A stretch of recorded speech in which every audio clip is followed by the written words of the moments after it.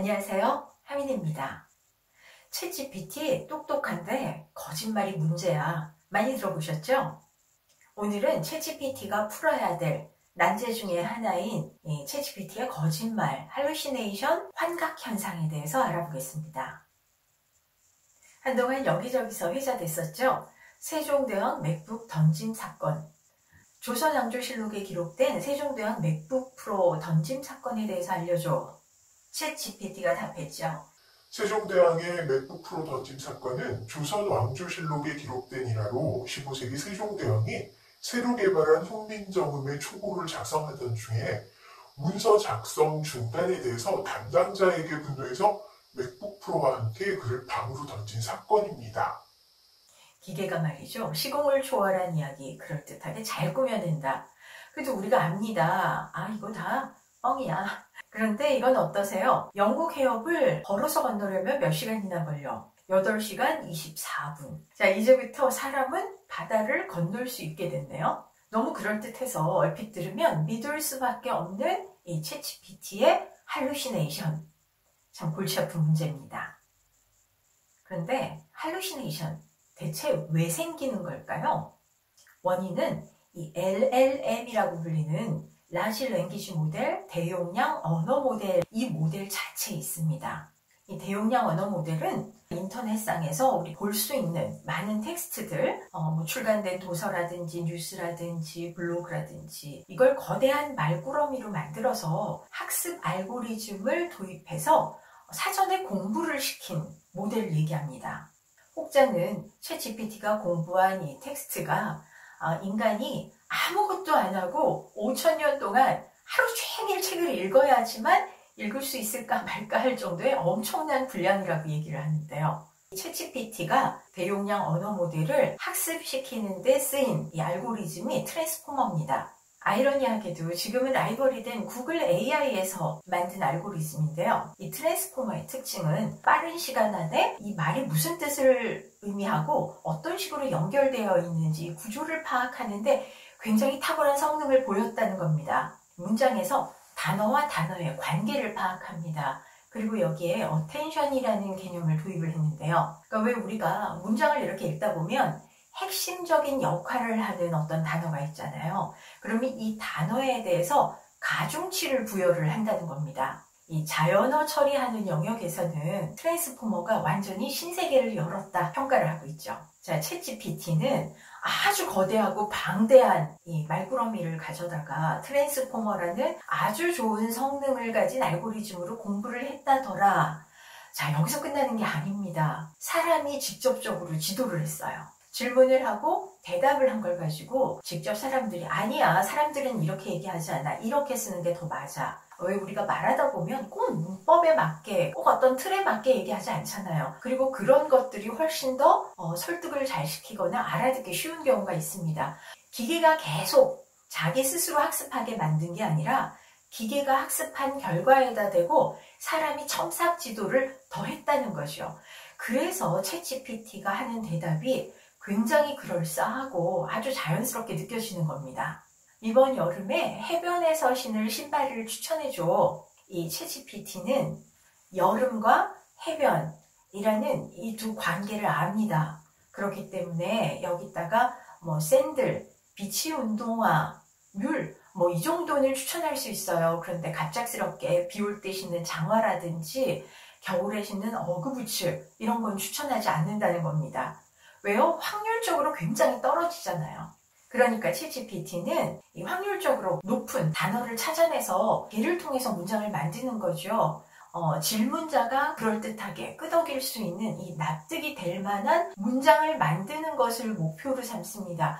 진실을 얘기하는 것이 목표가 아니지요. 그런 의미에서 우리가 이 검색 도구로 쓰였던 인공지능 알고리즘하고는 굉장히 다르다. 말을 잘하고 설득하고 납득시키는 것이 목표다. 진실이 목표가 아니다. 이거를 먼저 기억하시는 게 좋겠습니다.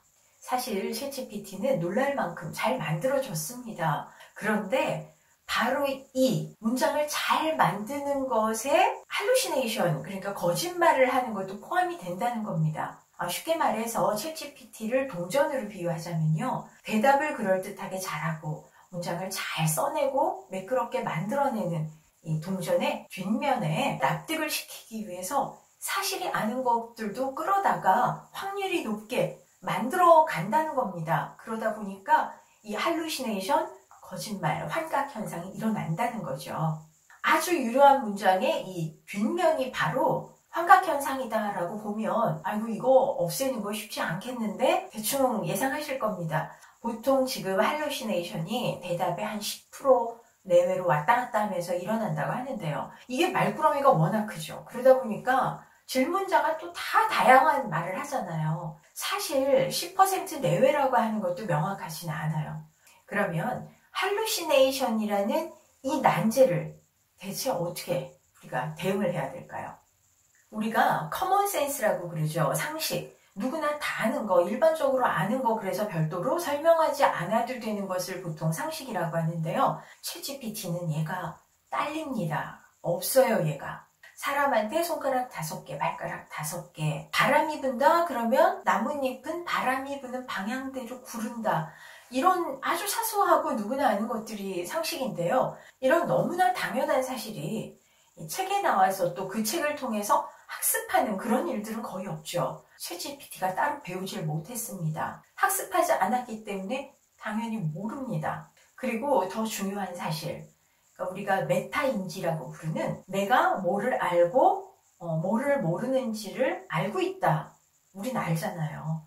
나는 기하에 약해. 난 통계 하나도 몰라. 뭐 이렇게 우리는 뭘 알고 뭘 모르는지 대충은 압니다. 아주 정확하게는 모르지만 챗GPT는 메타인지가 없습니다. 그러니까 내가 아는 게 뭔지 모르는 게 뭔지조차도 정확하게 모른다는 거예요. 사람하고는 굉장히 생각하는 방법이 다릅니다. 인공지능은. 그렇기 때문에 이 거짓된 의도적인 질문은 하지 말아야 됩니다.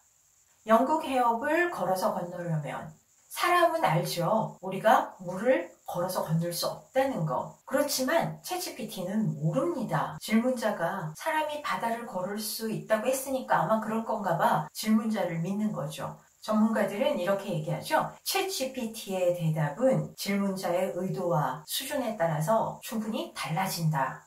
챗GPT가 내놓은 답에 대해서 반드시 비판적인 사고 과정을 거치는 게 좋습니다. 애매하면 검증해야 됩니다. 얘는 팩트 베이스가 아니라 추론 베이스죠. 확률이 가장 높은 그럴듯한 말을 끌어댄다. 뭐가 약간 애매하다, 느낌이 좀 싸한 것 같다 그러면 확인을 해보는 게 좋습니다. 참고로 저는 챗GPT 가지고 검색하는 일은 좀 위험성이 높다고 생각합니다. 그러니까 아이디어를 줘, 뭐 정리를 해줘 이럴 수는 있는데 사실을 가져오려고 하는 거는 검색이 훨씬 더 낫다. 피드백을 통해서 챗GPT를 길들이는 것도 한 방법이 될 수 있습니다. 모르면 모른다고 해. 차근차근 처음부터 다시 생각해봐. 질문을 점점 좁혀가면서 명확한 답을 끌어내는 거죠. 다른 방식의 질문을 통해서 답을 재차 확인할 수도 있습니다. 예를 들어서 장점을 물어봤다. 그럼 이번에는 단점을 물어봐서 이 두 개의 답을 비교를 해보는 거죠.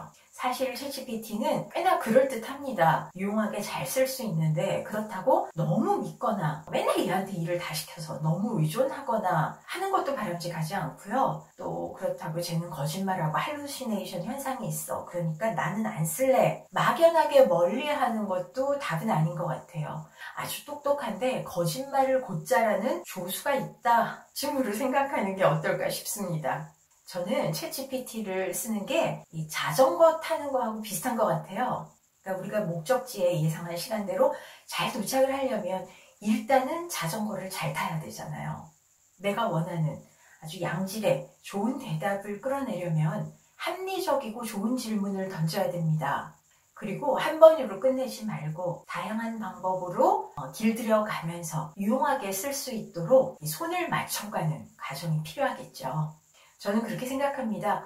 모든 기술은 중립적이다. 태어날 때부터 완벽하게 나오는 그런 기술은 없죠. 약간의 결함은 있을 수 있습니다. 우리에게 꼭 필요하고 정말 유용한 기술이라면 보탤 건 보태고 뺄 건 빼면서 현명하고 훨씬 더 유용하게 잘 활용하는 게 사용자의 몫이 아닐까 이런 생각 해봅니다. 이 챗GPT의 할루시네이션 조금 정리되셨나요? 여러분들이 챗GPT 쓰면서 느꼈던 이 사용 후기, 그리고 소감 많이 올려주시면 제가 반영해서 더 좋은 영상 만들도록 하겠습니다. 저는 곧 다시 찾아오겠습니다. 잊지 마시고요. 좋아요, 구독 해주시고요.